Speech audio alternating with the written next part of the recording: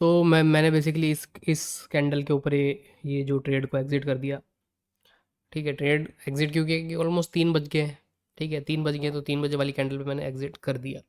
अब टाइम है नहीं इसके पास, इसलिए अब ट्रेड का लॉजिक देख लेते हैं। देखो, सबसे पहले तो कंडीशन देख लेते हैं ओवरऑल मार्केट की। देखो, ओवरऑल जो मार्केट है वो है, ठीक है, बुलिश। ठीक है, प्योर बुलिश मार्केट है। कल जो बेसिकली जो कल जो मूव आया है वो नेगेटिव मूव आया था। ठीक है, नेगेटिव मूव आया था, लेकिन एक दिन के नेगेटिव मूव से जो ट्रेंड है वो चेंज नहीं हो जाएगा। ठीक है, एक दिन के नेगेटिव मूव से ट्रेंड बिल्कुल भी चेंज नहीं हो जाएगा। तो मैंने इसको क्या करा था, मैंने इसको एक टाइप से एक मिक्स्ड रीजन में कंसिडर कर लिया था। ठीक है, मिक्स्ड रीजन में मतलब कि अगर इसके नीचे ये होता खुलता, ठीक है, तो मैं इसे नेगेटिव कंसिडर कर लेता, लेकिन ये इसके नीचे नहीं खुला, ये इस एरिया में खुला और ऊपर ही चला गया पॉजिटिव प्राइस एक्शन के साथ। तो अब देखो, अब देखते हैं क्या क्या लॉजिक्स हैं इस ट्रेड के अंदर। ठीक है, कंडीशन पता चल गई है, मिक्स रीजन है। अब लॉजिक देखा जाए तो देखो, सबसे पहले तो सेटअप ये बना था। ठीक है, स्ट्रक्चरली बिल्कुल परफेक्ट सेटअप है। ठीक है, ये वाला जो सेटअप है स्ट्रक्चरली बिल्कुल परफेक्ट सेटअप है, ये वाला। लेकिन मैंने इस पर ट्रेड नहीं ली।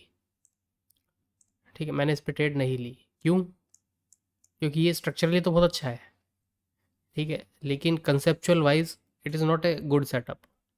उसका रीज़न क्या है? उसका रीज़न ये है कि देखो, प्रीवियस डे की जो क्लोजिंग हुई है वो बहुत ही नेगेटिव हुई है।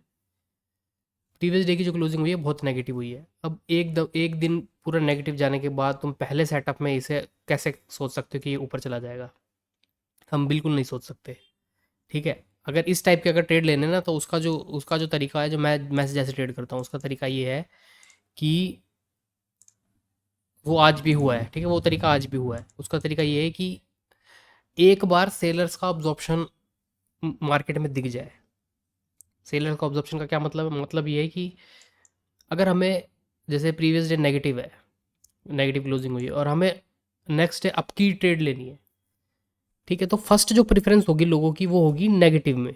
ठीक है, क्योंकि ये है नेगेटिव है।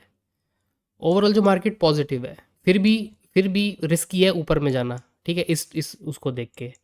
तो इस केस में जो ट्रेड ली जा सकती है वो एक तरीके से ली जा सकती है कि सबसे पहले सेलर्स का ऑब्जॉर्प्शन हो। सेलर्स का ऑब्जॉर्प्शन का मतलब है कि एक ब्रेकआउट हो। ठीक है, वो फेल हो। ठीक है, और फिर वो फेल होने के बाद नीचे ना गिरे, वो सेलर्स ऑब्जॉर्ब हो जाए, फिर से जिस जो ब्रेकआउट हुआ था उसका फिर से ब्रेकआउट दे वो। ठीक है, तो अगर इस टाइप का केस बन जाता तो मैं ले लेता। अब ये मैं, जैसे ये केस हुआ था यहाँ पर। ठीक है, इसने ये ब्रेकआउट दे दिया। अब मैं सोच रहा था कि यहाँ से नीचे आ जाए और यहाँ पे फिर कंसोलिडेट करे और फिर निकले, तो मैं इस पे एंट्री बना लेता। ठीक है, मैं इस पे एंट्री बना लेता इस एसएल के साथ। लेकिन ये डायरेक्ट निकल गया। अब ये जो है ये ट्रेड रिस्की है।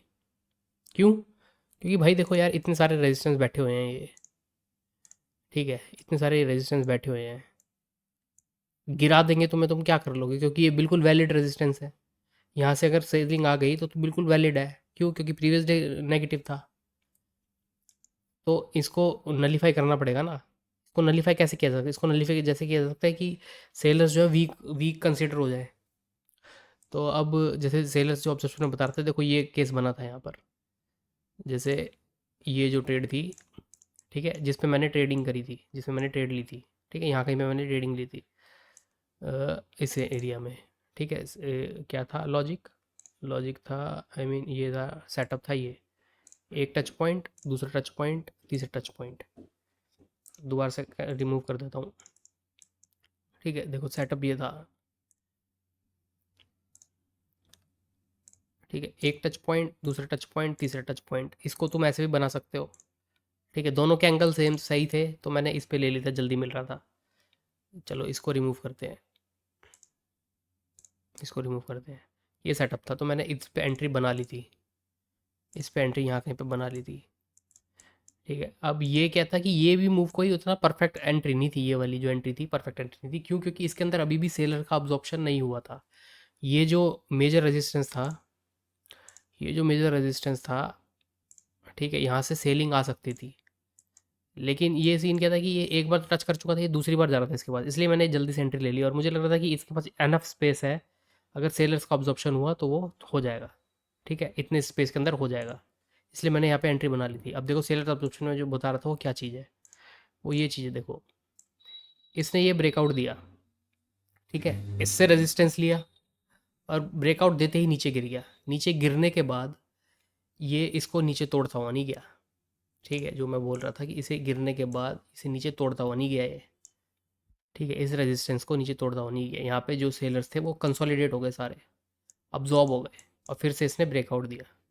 यहाँ पर, यहाँ पर फिर से इसने ब्रेकआउट दिया। तो ये जो चीज़ है, मैं इधर देख देख रहा था कि यहाँ पे बन जाती तो मैं यहीं घुस जाता। यहाँ पे हम बिना सेलर एब्जॉर्प्शन के भी घुस सकते हैं। क्यों? क्योंकि यहाँ पे मेजर जो पहला रेजिस्टेंस है वो टूट गया है। ठीक है, मेजर पहला रेजिस्टेंस टूटने का मतलब है कि अगर एक बार टूटने के बाद सेटअप बनता है, ठीक है, तो सेलर्स जो है वो वीक हो गए हैं। इसलिए मैं बिना सेलर एब्जॉर्प्शन के घुस गया था। तो ये टारगेट है, मतलब ये ट्रेडिंग मतलब डे रहा है। थैंक यू, मतलब ठीक है, 1:1 तक मिल गया टारगेट, और क्या। नहीं मिला नहीं मिला, कल फिर कोशिश करेंगे। Thank you.